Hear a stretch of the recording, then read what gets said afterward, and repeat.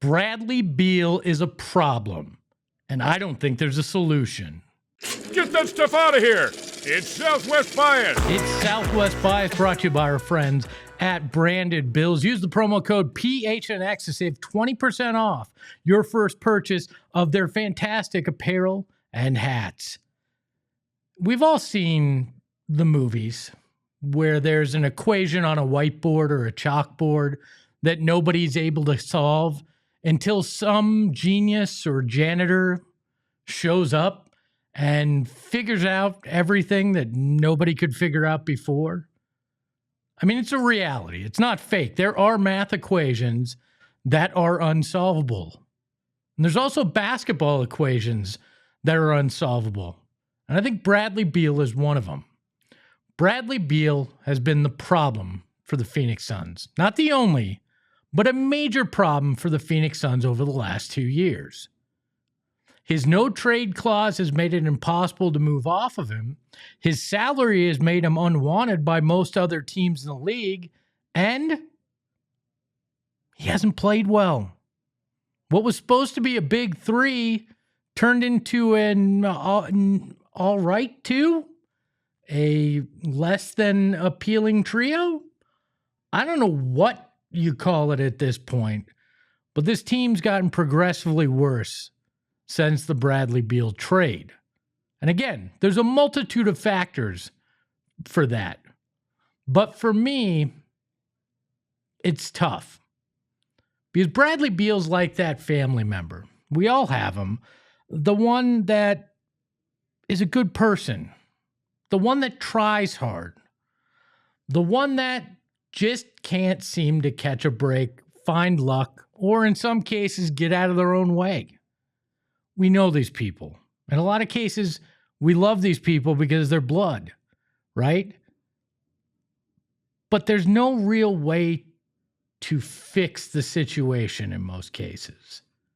It's not like they have a specific problem that's causing the issue. In some ways, it's just who they are. And Beal is like that here in Phoenix. He doesn't get injured because he wants to. I know people want to call him Mr. PTO, but he's not injured because he's trying to be injured. No NBA player tries to be hurt. Now, there's varying degrees of pain threshold that these guys have, and you can debate that all you want, but nobody's trying to get hurt on purpose. And guess what? Bradley Beal didn't sign himself to his own contract. They negotiated that in Washington. They gave him the no-trade clause. And in turn, the Phoenix Suns accepted that. So I think Bradley Beal is a good human being from what we've seen. I think he's a family man. I don't hold those things against him that he doesn't control. But he is a problem. And one that the Suns are going to have to try to solve when the equation leads you to believe that it's next to impossible to figure out. You can't trade him because nobody wants that contract, and he controls exactly where he goes. Oh, and guess what? The last month and a half, 2 months, have pretty much tanked any value he had left. So are you really prepared to attach what little assets you have left to get a trade to happen for Bradley Beal and in return take back somebody else's problem contract? Here's one example for you. The Philadelphia 76ers, arguably the only team that could be considered as disappointing, if not more disappointing, than the Phoenix Suns this year, has Paul George, a guy that isn't worth his contract. Let's just be frank.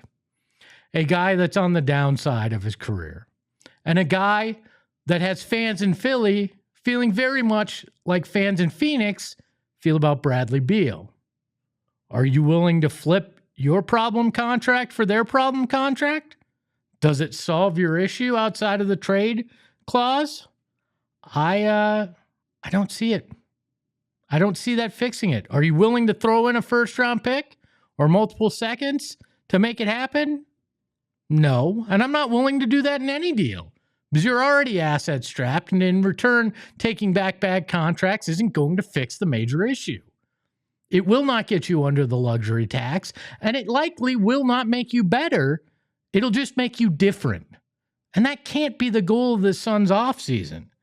You could buy Bradley Beal out, but is it a big enough problem in the locker room to just give him $100 million to walk away so he can go sign with anybody else he'd like? I don't think that would be the case either, because it does not give you salary cap relief. And there's no wave and stretch. The Suns have already used the percentage that they can in that. So you would be straight buying out Bradley Beal just to get him to go away with no salary cap relief for the remainder of the contract. That doesn't help you either. Again, the equation almost feels unsolvable. There's half measures, like we talked about with the buyout. There's trade options potentially, which I'm not even sure will materialize, that you could do. And the third option is bring him back and play him. But I imagine that comes, and likely in any situation, will come with a new head coach. And do you really think a change in system or a change in philosophy can change the chemistry and his ability on the court with the Phoenix Suns playing with Devin Booker? I'm not sure that works either. So guess where that leaves you? With an equation on the whiteboard of the chalkboard that nobody can seem to figure out, where it actually solves your problem and solves it in enough of a way that you can succeed now and moving forward. It feels like the only hope is that the Suns' own Will Hunting, or any janitor with an ability to fix a roster, shows up with some answers, or you find a GM dumb enough to do something that helps bail you out of your own situation. But maybe that's just my Southwest bias. On the other side of the break, I'm going to catch up with Todd Walsh, and we're going to talk about the 2 goals of Wayne Gretzky's that didn't count, that weren't part of the record, and how they tie directly to Phoenix. Got to tell you about Branded Bills. You can see the hat here. You can see him back on the wall. Branded Bills has the best headwear and apparel in the business. It's that simple. And the best part, it's made right here in the Valley. They got a whole place over in Tempe. I've been there. I've seen them hand make these hats. It is unbelievable the attention to detail that they put in with the designs and everything that they do and the technology. It sounds funny to say technology when it comes to a hat, but they take it seriously with their fabrics and everything that they do. And if you're looking for a way to customize gear for your business, they've got you covered there too. We make custom PHNX hats through our friends at Branded Bills. They can do the same for your company. But if you're not somebody that owns a company and you're just looking for some amazing hats, they've got hats from your favorite teams, but they also have great state logos like I'm wearing and just fantastic general hats as well. So go to brandedbills.com, use the promo code PHNX, and you're going to save 20% off your first order. I got to tell you about my friends over at All Pro Shade Concepts. They have taken care of me like nobody else. I've been through a lot of different things at my house, having things installed, different projects that have gone on, but the easiest and most successful that I've had is with All Pro Shade Concepts. They came out and they gave me a free estimate, showed me all the materials that they were going to use for my window covering that I got from my giant sliding glass door. They said, hey, look, we can do this manual or we can do this electric. I said, give me electric because I'm lazy, right? And they came out and the installation was so easy. They were clean. They were fantastic in their craftsmanship, and everything got done in fast order. I couldn't be more happy with my All Pro Shade, and I want you to be happy as well. So give them a call at 623-204-1476 or visit allproshadeconcepts.com to sign up for your free estimate. I guarantee that you'll love it. Welcome back into Southwest Bias. And before the break, I promised you that we were going to talk about two of Wayne Gretzky's goals that didn't count in his 894 goals. And I had to bring in a man that is one of my favorite, a true historian, the purveyor of Todd's Garage, and he's part of the Diamondbacks broadcast team. It is Todd Walsh. Todd, thank you so much for joining me. Anytime I can help with it's great to actually lift up the door to the garage and walk in and rummage around a little bit. Things kind of, gathers dust, and this is definitely old school. I'm all in. Let me know where you want to go. What we need to do, Todd, is I need to find somebody to rent us a space and turn your garage into an Arizona sports museum. As long as there's no HOA, I'm all in. Okay, I'm all in. We will work on it. So what we're here to talk about is Right. September 25th, 1993. The Phoenix Roadrunners played an exhibition game against their parent club, the LA Kings. But one change on the roster of the Kings was that Wayne Gretzky actually suited up as a member of the Phoenix Roadrunners. You were out there, Todd. Tell us a little bit about this and kind of the vibes of having the great one take the ice here in Phoenix. Well, first of all, a lot of the 90s are a bit of a blur for me, especially the early 90s. However, I spent a lot of time at the Coliseum covering the Suns and the Roadrunners, so that's many, many nights. My shoes would always stick to the floor because they could never seem to clean up the soda pop residue wherever you'd walk. You know, remember that your shoes are always squeaking. But my mind needs to be defragmented because I have some very unique memories of the National Hockey League at the Coliseum with the Roadrunners involved. And I remember Guy Lafleur coming back for a game. He was making his comeback with the New York Rangers. The NHL was dipping their toes into the Phoenix market. They played games at the Coliseum, then that four game series at America West Arena. So I've got Guy Lafleur in my head without his toupee. I've got Gretzky on the ice. I've got Al McCoy actually volunteering to call a game on the radio. I think we carried the New York Rangers game on KTAR, and Al was like, "I want to do the game." So Al did a period, as you know, he used to be the one of the original voices of the Phoenix Roadrunners. So all that's swirling around in my head. What I do remember about Wayne was just the spectacle of seeing him in that jersey. I know the Roadrunners were always looking for a little help with the media and trying to come up with stunts and promotional items. But if memory serves, I think the Kings, quote unquote, sent a number of players down. I was reading about this earlier today. Kelly Rudy, Tomas Sandstrom, Charlie Huddy, Sean McEachran, I believe, were all sent down along with Wayne Gretzky. That's how I believe the story went. And then there he was which I, by the way, I think the Roadrunners sweater is iconic. I think it's one of the great sweaters in the history of hockey. So if knowing I was going to talk to you today, Espo, I called Mike Briotti, who's just such a key figure in the history of hockey in the state of Arizona, with not just the Coyotes, but with the Roadrunners. I mean, he was the mascot for crying out loud. And he told me that they had four jerseys made.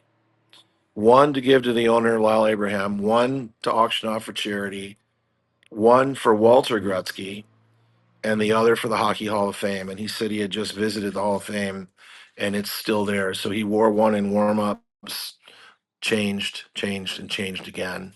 But to see 99 again on the ice playing, but in a Roadrunner jersey in Phoenix, Arizona, I mean, it was I don't know. You really can't wrap your head around it. You remember, put yourself in 1993 as well, and we all know what happened for the Suns and in around that time, and the Coliseum's going up, and Charles Barkley's coming to town, and Phoenix is exploding on the sports, national and international sports landscape. And there's Wayne Gretzky on the ice at the Potato Chip in a Roadrunner sweater in front of what 13,747. I think I wrote down. That's a pretty good day. Yeah, I mean it's crazy to think that I love the thought of him playing against his teammates, scoring 2 goals against them. So they got a little taste of what the rest of the NHL had to deal with Wayne. But I got to admit, Todd, the way I came about this and seeing this in the midst of everything that was going on with Wayne and Ovechkin passing him was I was looking on eBay just for old Roadrunner stuff because I have it's what I like to call my investments that aren't worth anything, but I like to spend money on them. And I came across 3 separate Wayne Gretzky Roadrunners jerseys that obviously they must have sold them as fan stuff. They weren't game worn, but I was like, okay, why are these in existence? So I looked it up, found this game, also realized I believe Gretzky's brother played for the Roadrunners as Yep, well. yep, So yeah, yeah. And I went on eBay as well this morning, and I talked to Mike about those sweaters, and he told me how to authenticate them for game worn if I ever saw one. I'm sure those were remakes, but and it's a great idea if you did that. I still thought it was very odd to see the Gretzky Coyote jerseys. That was a little strange for me. That was a bridge too far. But this one, he played. That's his only minor league game in the history of his career, right? Right here in Phoenix. I looked at it, and when I saw $1,200 assigned to it, I thought, do I like my marriage or do I want this hockey sweater? And for right now, I chose my marriage, Todd. That's where That's I'm at. a So. good point. Great idea by you. Great idea. So you brought up the Coyotes jerseys. Obviously, Wayne played here as well. I'm guessing you have a handful of good stories from your time covering Wayne as a Coyote, even though it was a situation marred by a lot of different things and controversy. I'm sure there were some good stories too. Yeah, there's a couple that come to mind. I mean, it was obviously surreal. In fact, I actually somehow, some way, got a side job for his website. This is obviously way before social media, but I chronicled every word that he said on every day that he was a Coyote. If he was in immediate availability, if you look closely at any video of it, you'll see me holding a microphone and then a small mic in the palm of my hand, and I would just take the raw audio, cut it down, and send it to his website. So every single thing he ever said, and he was always really consistent in his storytelling and his recollections, and he was very, very uh, careful with his words about state of the day commentary, very protective of his legacy, but he also had opinions. But there were 2 things that I thought of when you reached out to me, and one of them is the Ovechkin goal that Alex scored in his first year at Glendale that Alex says is one of his top 10 goals. I think he beat 6 Coyotes in that one play. And as Rick Bowness told Paul Mara, you just played the perfect one-on-one situation. You did it to a T, and he still found a way on his back with his curved stick to throw it in the net. We obviously we broadcast that. It was an afternoon game. 14,000 people were there, and I remember about a month or so later, word came on from on high that we that we were having a little too much fun showing that video. And I didn't understand it then, but I understand it now that if that was Wayne or if it was Mike Barnett, the general manager, that they were just protecting their guys. But I I remember thinking back then, you don't get it, man. This is one of the greatest goals that's ever been scored in the history of the game, and we can't barely show it. That's one thing, but I that and with the wisdom of age, I figured that out. But the other one was on in 2006. We were in San Jose, and Wayne had a habit of if he had some sort of an appearance or something coming up or his fantasy camp, that he would jump on the ice and practice. And this is the earliest time of his coaching career. And it's a little surreal when you're sitting there and Wayne Gretzky is practicing.